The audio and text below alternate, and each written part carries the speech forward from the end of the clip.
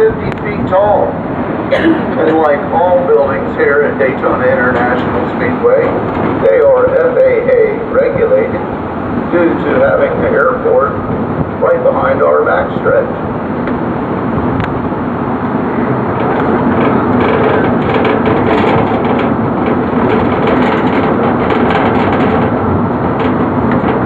Now this area coming up here on our right-hand side, that newly paved area, that's known as the Front Stretch Hospitality Village.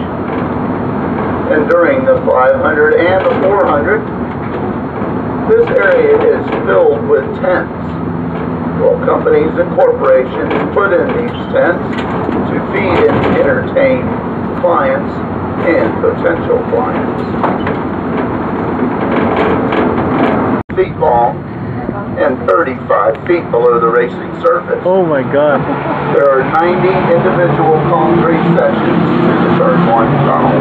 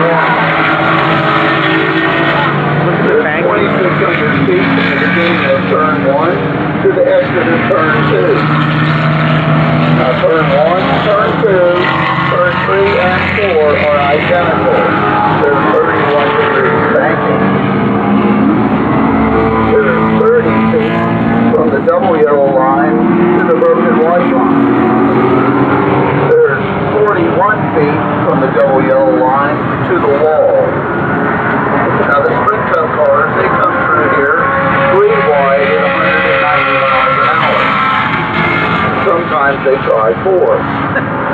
And usually when they try 4, someone gets into the safer barrier. The safer barrier is up there at the top. Safer stands for seal and foam energy reduction. You have the concrete wall, looking at the steel tubing. Anytime the car or vehicle would hit the safer barrier, the steel tubing flexes or bends. The foam block collapse, which greatly disperses the energy. We have over 9 miles of steel tubing in our safer barrier all the way around the track.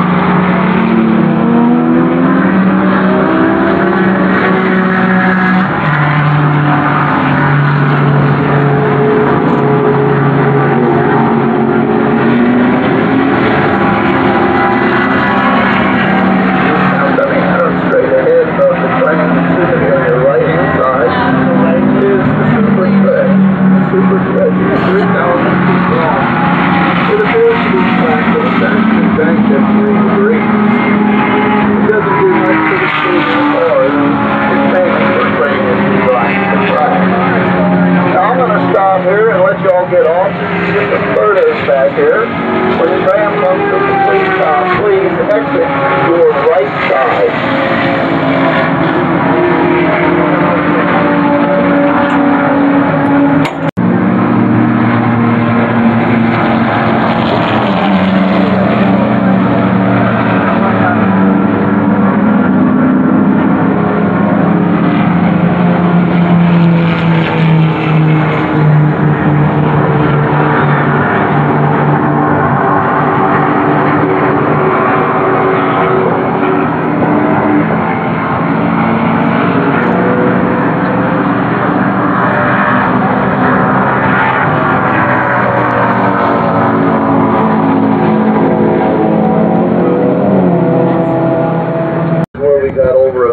Cubic yards of dirt and clay to build the high banks here at Daytona.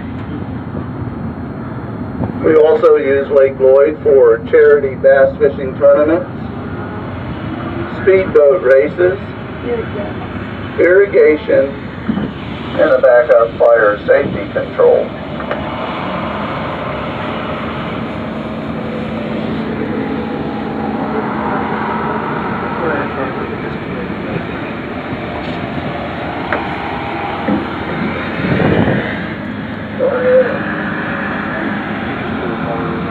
Now coming up on our left-hand side, just on the other side of that little blue wall, is part of the infield course. And any time a car or a motorcycle, any vehicle were to use the infield course, it adds a little more than a mile to the overall course, which makes it 3.56 miles. Now the Grand Am Rolex cars, the motorcycles, the go-karts, and the Sports Club Cars of America, they use the infield course.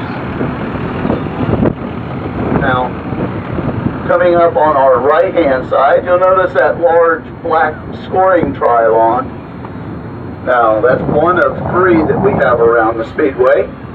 And it gives you the laps, the running order 1 through 15, and at the bottom of that area, it shows the running order of the rest of the field. Now that large white rectangular area next to it is for one of 4 Jumbotron television systems that we have here at the Speedway.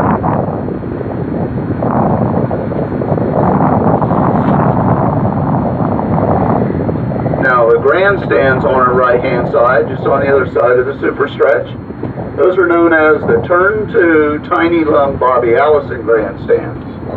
And when we put them in 1994, they originally held 4,000 seats. Well, we've added a few over the years. They now hold 45,000 seats. And the grandstands on our left-hand side, those are known as the front stretch grandstands. And they start at the exit of turn 4 and go to the beginning of turn 1. They are 0.8 of a mile long, and they have a seating capacity of 102,000. And on top of the front stretch grandstands sits the Sprint Tower. And on top of the Sprint Tower is where 43 individual Sprint Cup team spotters stand to watch out for their race driver.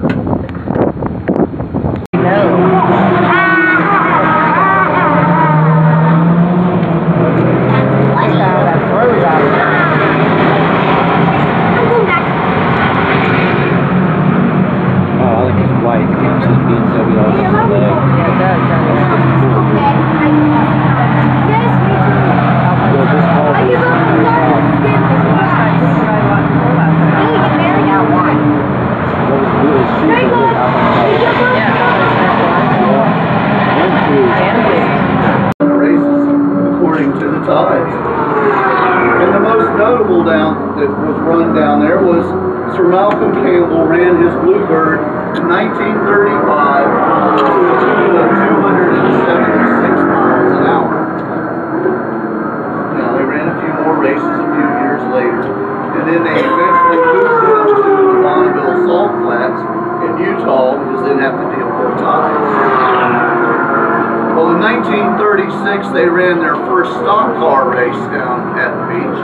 And it was the old beach track down near Ponce Inlet.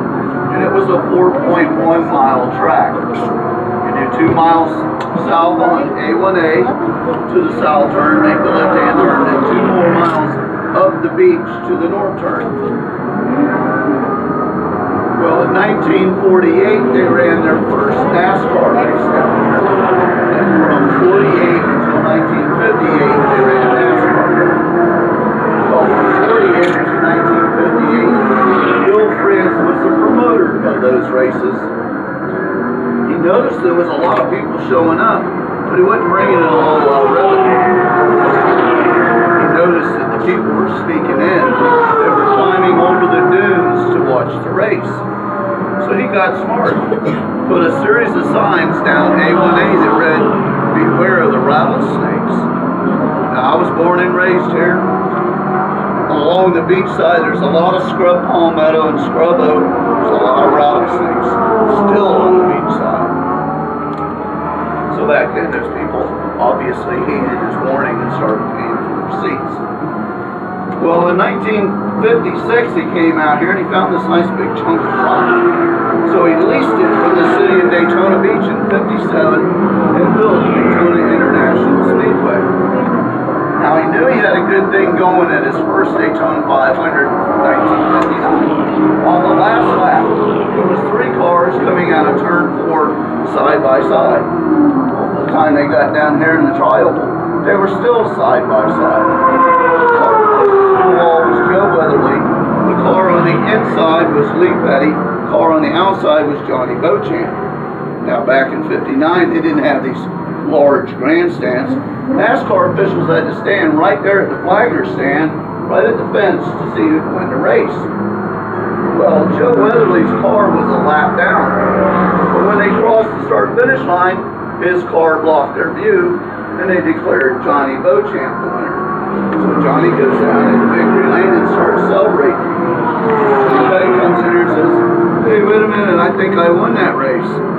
So Big Bill, with his infamous wisdom, asked anybody in the grandstands or in the infield if they had any film or photo that he could look at. So he gathered up all his film and photo, went to his office. He was there for 3 days and 3 nights, and he ultimately declared Lee Petty.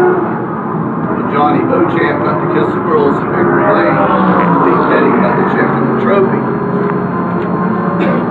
Now also during that race, they were running sedans and convertibles. Before the race, they were short one convertible. So Big Bill went down to the garages and offered anybody $500 if they cut the roof off their car. So local racing legend Marvin Ranch took him up on it.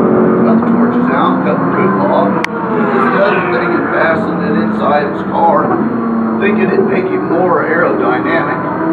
Coming around the track at 145 miles an hour and realized the wind was trying to suck him out of the car. He was trying to hold himself in a race. Well, eventually that leather thing started flapping. So he started holding on to it. Well, he was getting lapped about every 10 laps.